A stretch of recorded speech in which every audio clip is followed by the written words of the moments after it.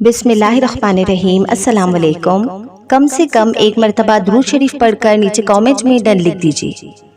अच्छा जी, तो आज की वीडियो में हम दुआ करने का सही तरीका जानेंगे कि दुआ किस तरह और किस कैफियत के साथ मांगनी चाहिए, और सबसे बड़ी बात, दुआ करने के दौरान कौन से ऐसे अल्फाज हैं जो हमें कतई नहीं इस्तेमाल करने चाहिए। क्योंकि काफी सारे लोग कहते हैं कि हम दुआएं तो बहुत करते हैं, लेकिन जब उनकी दुआएं कबूल नहीं होती तो लोग घबरा जाते हैं और कहते हैं कि हमने आपके कहने पर दुआ तो बहुत की, लेकिन मिलता कुछ नहीं, पता नहीं मेरी दुआ कबूल होती है या नहीं। तो ये जुमला कभी ना कहें, ये नाउम्मीदी का है। क्योंकि काफी सारे लोग मुझे मैसेजेस करके और वीडियो के कमेंट बॉक्स में अक्सर कहते हैं कि हमने बहुत दुआएं की मगर हमें कुछ नहीं मिला, हम अल्लाह से बहुत कुछ मांगते हैं मगर मिलता कुछ नहीं। तो प्लीज ऐसे जुमले ना कहा करें। देखिए, दुआ की दरख्वास्त हर मोमिन से करनी है कि आप मेरे लिए दुआ करें, और उनसे ये भी कहें कि मैं भी आपके लिए दुआ करूंगी, क्योंकि ये मोमिनों का शिवा है, दस्तूर है। लेकिन ये कहना कि मेरी दुआ कबूल नहीं होती, आपकी होती है, तो आप मेरे लिए दुआ करो, तो इसका मतलब है कि आप अपने रब से मायूस हो। अल्लाह करीम के दुआ कबूल करने पर आपका यकीन नहीं है, और ये मायूसी कुफ्र तक ले जाती है, बंदे को काफिर बनाती है। तो कभी ये ना कहना, क्योंकि अल्लाह करीम हर बंदे की सुनता है, हर बंदे की। एक बार हजरत मूसा अलैहिस्सलाम ने अल्लाह से पूछा कि ए अल्लाह, तेरे पुकारने वाले बंदों में तो हर तरह के बंदे होते हैं, गुनहगार भी होते हैं, नेकोकार भी होते हैं, तो जब वो तुझे पुकारते हैं तो तू उन्हें जवाब कैसे देता है। तो सुनिएगा, अल्लाह ताला फरमाता है, ए मूसा, मुझे पुकारने वाले अच्छे भी होते हैं और बुरे भी, और जब नेक बंदे मुझे पुकारते हैं रब्बना कहकर या रब्बी कहकर, तो मैं उनके जवाब में कहता हूँ लब्बैक या अब्दी, ए बंदे बोल, मैं तेरे लिए हाजिर हूँ, मैं हाजिर हूँ। मूसा अलैहिस्सलाम खुश हुए कि एक नेक बंदा रब को पुकारता है, तो रब की तरफ से जवाब आता है लब्बैक या अब्दी। फिर अल्लाह ताला फरमाते हैं कि ए मूसा, जब गुनाहों में मसरूफ बंदा जब अपने गुनाह तर्क करके मुझे पुकारता है, यानी जब एक गुनहगार बंदा मुझे पुकारता है या रब्बी कहता है, तो मैं उसके जवाब में 70 बार लब्बैक या अब्दी कहता हूँ, 70 बार कहता हूँ कि ए बंदे बोल, मैं हाजिर हूँ, ए बंदे बोल, मैं हाजिर हूँ। फिर मूसा अलैहिस्सलाम ने अर्ज किया कि या रब्बे ज़ुल जलाल, ऐसा क्यों? नेक बंदा जब पुकारता है तो तू एक ही बार जवाब देता है, और जब गुनहगार पुकारता है तो तू 70 बार जवाब देता है। तो अल्लाह के इस करम पे कुर्बान जाओ, तो दुआ से तुम ना भागो, बेनियाज ना हो, क्योंकि अल्लाह फरमाता है इसलिए कि जब नेक बंदा मांगता है तो उसे भरोसा होता है कि मेरे पास नमाजें हैं, ज़कात हैं, हज हैं, और जो कुछ भी नेकी वो करता है उसको उस नेकी का आसरा होता है, उन अमाल के भरोसे पर वो मुझसे मांगता है। और जब गुनहगार मांगता है तो उसके पास कुछ नहीं होता, सिर्फ वो मुझ पे यकीन करके मांगता है, उसका सिर्फ मुझ पे भरोसा होता है, इसीलिए मैं उसके जवाब में 70 बार कहता हूँ लब्बैक या अब्दी। कौन कहता है कि वो अल्लाह नहीं सुनता, और जो ये कहता है वो काफिर है, उसका इस्लाम से कोई ताल्लुक नहीं। अल्लाह सुब्हानहू व तआला हर एक की मुसीबतों की खबर लेता है। अल्लाह तुम्हारे किए हुए कामों से भी गाफिल नहीं, और तुम्हारी बातों को भी सुनता है। अब सुनिए, हम में से जो लोग ये कहते हैं कि हमारी दुआएं कबूल नहीं होती या पता नहीं कबूल होगी या नहीं होगी, तो उन लोगों के लिए बहुत बेहतर रिवायत है हदीस पाक की। दुआ तो करते रहे, दुआ तो करते रहे, बच्चे मांगते रह गए। यानी जो लोग ये कहते हैं ना कि हम दुआ तो करते हैं, दुआ तो बहुत करते हैं, बच्चे मांगते रह गए, मगर जिंदगी में एक बेटा भी नहीं हुआ, मगर फिर भी कोई बात नहीं, क्योंकि मोमिन के लिए कोई भी चीज अल्लाह ताला ने रायगा और ज़ाय होने वाली नहीं रखी। कयामत के दिन उस बंदे को रब ताला बुलाएगा, और बुला करके नेकियों का एक ढेर होगा जो पहाड़ की तरह होगा। अल्लाह ताला फरमाएगा कि आज तुझे नेकियों की जरूरत है। वो बंदा बोलेगा, हाँ मौला, चंद नेकियां भी मिले तो मेरी बख्शिश हो जाएगी। तो अल्लाह ताला फरिश्तों को हुक्म फरमाएगा कि इसे ले जाओ उस पहाड़ भरी नेकियों की तरफ, ये सब उसकी है। फिर फरिश्ते उस बंदे को कहेंगे कि ये सब नेकियां तेरी हैं, पहाड़ के बराबर नेकियां। तो बंदा कहेगा कि इतनी नेकियां तो मुझसे नहीं हुई थी, ये किस एवज में दी जा रही है मुझे, ये किस चीज का इनाम है। तो अल्लाह सुब्हानहू व तआला फरमाता है, ए बंदे, ये इनाम नहीं, दुनिया में जो तूने मुझसे मांगा था اور میں نے تجھے دنیا میں نہیں دیا، تیری وہ ساری دعائیں میں نے آخرت کے لیے سنبھال رکھی، آخرت میں تجھے دینے کے لیے رکھا تھا۔ اب دیکھ آج وہ اتنی ہو گئی ہے کہ آج تیری بخشش کا ذریعہ بن گئی ہے۔ سبحان اللہ۔ تو یہ نبی پاک صلی اللہ علیہ وسلم کی حدیث ہے۔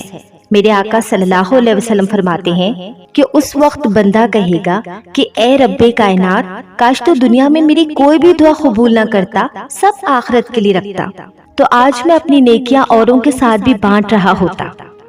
تو یہ حدیث ان لوگوں کے لیے ہے جو دعا قبول نہ ہونے پر گھبراتے ہیں اور دعا کو ترک کر کے مایوس ہو جاتے ہیں اور کہتے ہیں کہ دعا سے کیا ہوتا ہے۔ تو یاد رکھو کہ دعائیں سنی جاتی ہیں۔ یہ اور بات ہے کہ کچھ کو یہاں دے دیا جاتا ہے اور کچھ کو آخرت کے لیے رکھ دیا جاتا ہے۔ اب سنیے، مانگنے والا الگ الگ انداز میں مانگتا ہے، کوئی گڑ گڑا کر، کوئی رو کر، کوئی بے توجہی کے ساتھ، جیسے بھی۔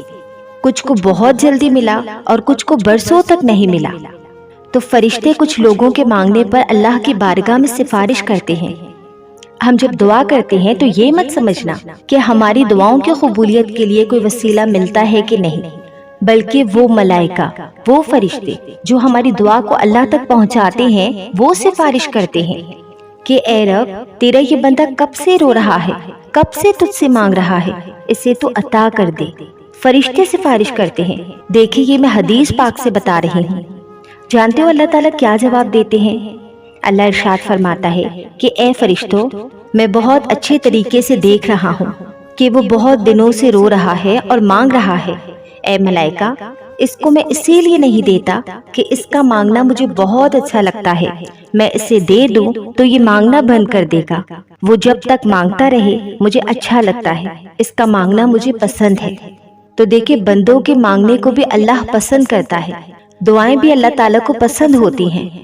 تو مانگنے سے اس طرح سے بے نیازی نہ دکھاؤ کہ ہمارے پاس وقت ہی نہیں رہ گیا۔ یقین کیجئے کہ بندے کا رب تعالیٰ سے تعلق بھی سب سے زیادہ دعا ہی کے ذریعے مضبوط ہوتا ہے۔ اللہ سے جو سب سے زیادہ گہرا تعلق قائم ہوتا ہے وہ دعا سے حاصل ہوتا ہے۔ کیا آپ نے تاریخ میں وہ ساری چیزیں نہیں سنی؟ بڑے بڑے گنہگار رہے موسیٰ علیہ السلام کے زمانے میں، اللہ نے حکم دیا تھا کہ اے موسیٰ، اگر یہ بندہ تمہارے مجمع میں رہے گا تو عذاب آ جائے گا۔ تو اس کو موسیٰ علیہ السلام نے نکال دیا، قوم سے باہر نکال دیا، اور پھر وہی گنہگار بندہ پہاڑ کی ایک چوٹی پر جا کر رونے لگا، روتا ہے، اللہ کو پکارتا ہے۔ سب لوگوں نے اس کا ساتھ چھوڑ دیا تھا۔ اب روتے روتے وہ بھی پکارتا ہے کہ اے مولا، تو فرماتا ہے کہ مصیبت زدہ لوگوں کی آواز کو تو سنتا ہے، تو تجھ سے زیادہ کون میری آواز کو سننے والا ہے، اور مجھ سے زیادہ مصیبت میں کون ہے؟ تو اللہ تعالیٰ نے فرشتوں کو اس کی بھائی بہن بنا کر، یعنی ان کی شکلیں دے کر بھیجا، اور وہ اس کی تیمارداری کرتے رہے یہاں تک کہ اس شخص کا انتقال ہو گیا۔ اور پھر اللہ نے موسیٰ علیہ السلام کو حکم دیا کہ اے موسیٰ، جاؤ اور فلاں پہاڑ پر میرے ایک محبوب بندے کا انتقال ہو گیا ہے، اس کا جنازہ اٹھاؤ۔ تو جب موسیٰ علیہ السلام آ کر دیکھتے ہیں تو یہ وہی شخص تھا جس کو چند دنوں پہلے گناہوں کی وجہ سے شہر سے نکالا گیا تھا۔ رب تعالیٰ سے آپ نے پوچھا کہ اے رب، یہ آپ کا محبوب بندہ کیسے ہو گیا؟ تو آپ نے فرمایا کہ اے موسیٰ، وہ خطا کار سیاہ کار تھا، لیکن جب وہ گڑ گڑا کر مجھ سے مانگنے لگا تو میں نے اس کے تمام گناہوں کو معاف کر دیا۔ تو دیکھیں، مانگنے کا یہ بھی نتیجہ ہے، یہ بھی رزلٹ ہے۔ ہم اپنی زندگی میں کسی بھی ایسے لمحے کو آنے نہ دیں جس میں یہ احساس ہوتا ہو کہ ہمیں رب کی ضرورت نہیں۔ ہمارے دن رات، ہمارے صبح اور شام اللہ تعالیٰ کے حضور دعا کرتے ہی گزرے، دعا کرتے ہی گزرے۔ آپ کو پتہ ہے ہمارے اسلام نے کتنی دعائیں ہماری زندگی میں شامل کر دی؟ سب سے زیادہ اگر کوئی یوزفل ورڈ جو ہمارے پاس ہے تو وہ ہے السلام علیکم۔ ہم ایک دوسرے سے ملتے بھی ہیں تو کیا کہتے ہیں؟ السلام علیکم۔ تو یہ ایک دعا ہے۔ ہم اپنے بھائی کے لیے کہتے ہیں کہ اللہ کی سلامتی ہو تجھ پر۔ تو دیکھیں، دعا سے ہمیں دور نہیں رکھا گیا۔ اس کی وجہ یہ ہے کہ جب تک بندہ دعا کرتا رہتا ہے وہ اللہ سے بندہ رہتا ہے، اور جس دن اس نے دعا کرنا چھوڑ دیا وہ متکبر، غرور اور گھمنڈی خدا بننے کی کوشش کرتا ہے۔ اب اسے کسی چیز کی حاجت نہیں رہ گئی، مانگنا چھوڑ دیا، بے نیاز ہو گیا۔ اسی لیے ہمارے پیارے نبی صلی اللہ علیہ وسلم بھی سارے کمالات ہونے کے باوجود بھی دعا مانگتے تھے، مانگتے ہی رہے۔ रब्बे ज़ुल-जलाल से मांगते ही रहे। हाँ, ये बात तय है कि जो उससे मांगता रहा तो अल्लाह उससे पूरी दुनिया से बेनियाज कर देता है।